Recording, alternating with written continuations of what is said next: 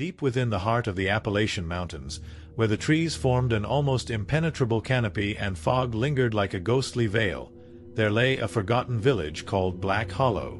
The place had been abandoned for decades, left to crumble into obscurity after a series of mysterious disappearances plagued the town. Locals whispered that the hollow was cursed, though no one alive could quite explain why. But for Jackson, a young urban explorer with a penchant for chasing the macabre, Black Hollow wasn't a warning, it was an invitation. Jackson's fascination began when he stumbled upon an old, weathered journal at an antique shop. The shopkeeper had almost refused to sell it, muttering something about it being tainted, but Jackson insisted. Inside the journal were cryptic entries, maps scrawled in a shaky hand, and vague references to the Watchers, an ominous presence tied to the village's decline. The final entry read, "When the lanterns flicker, run. Do not look back." 4 weeks, Jackson obsessed over the journal until he finally decided to make the trek to Black Hollow, armed with a camera, flashlight, and an unsettling mix of excitement and dread. The path to Black Hollow was as treacherous as it was uninviting. The forest seemed alive, the rustling leaves and snapping twigs too deliberate to be mere wind. As Jackson trudged deeper, a peculiar smell of decay grew stronger, mingling with the damp earth. When he reached the outskirts of the village, he found it exactly as described in the journal. Rotting wooden structures, shattered windows, and an eerie silence that seemed to swallow even the sound of his footsteps. He set up his camera, the red recording light blinking like a heartbeat, and began his exploration. The first few buildings were empty, filled only with remnants of lives left behind. Rusted tools, overturned chairs, and faded photographs of somber-looking villagers. But in the old church, Jackson found something that made his stomach churn. The pews were still arranged in neat rows, but the altar was smeared with what looked like dried blood. Above it hung a strange symbol, carved deeply into the wood, a circle with jagged lines radiating outward like a grotesque sun. As Jackson filmed, his flashlight flickered.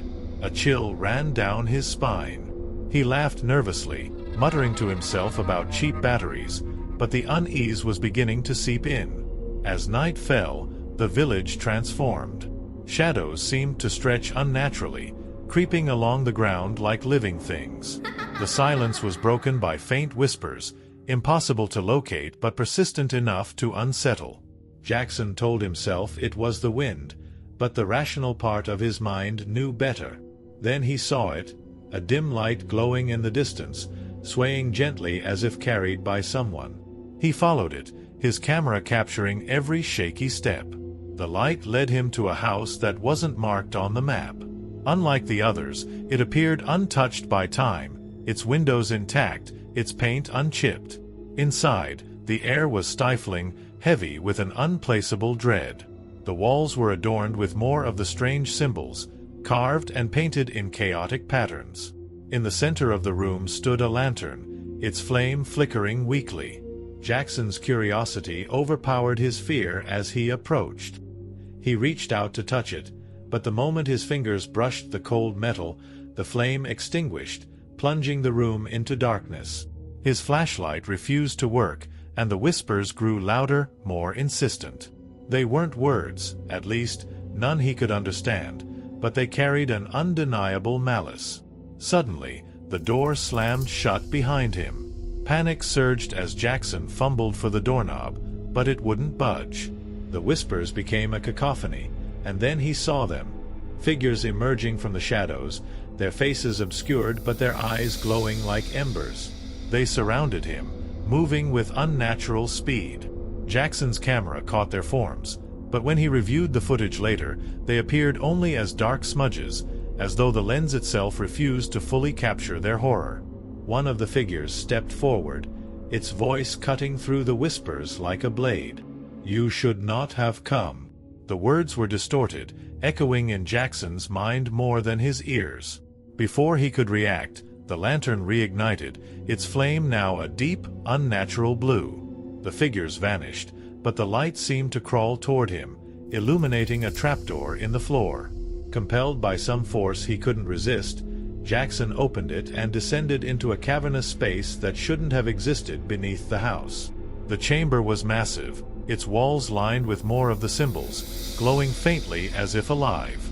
At the center stood a monolithic statue of a creature unlike anything Jackson had ever seen, an amalgamation of human and animal features, with elongated limbs and a face that seemed to shift when looked at directly.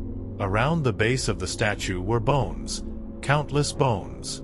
Jackson realized with dawning horror that these were the remains of the missing villagers. The whispers returned, louder than ever, and the statue's eyes began to glow.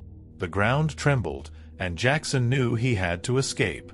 He ran, his flashlight flickering madly, but the cavern seemed endless, the walls closing in.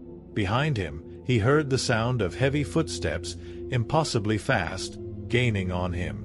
When he finally reached the ladder, he climbed with every ounce of strength, the air growing colder with each rung. As he emerged into the house, the whispers stopped. The village was silent once more, but something was wrong. The sky was unnaturally dark, the stars replaced by those glowing symbols. His camera still recorded, but Jackson was no longer alone. The watchers stood at the edge of the forest, their eyes burning like coals, their forms motionless yet menacing. Jackson fled, leaving his camera behind. The footage was found weeks later by another explorer, who brought it to the authorities. But when they returned to Black Hollow, the village was gone, swallowed by the forest as if it had never existed. Only the journal and the tape remained, their contents sparking fear and fascination in equal measure. And though Jackson was never seen again, his final words, captured in the recording, still haunt those who hear them. When the lanterns flicker, run. Do not look back.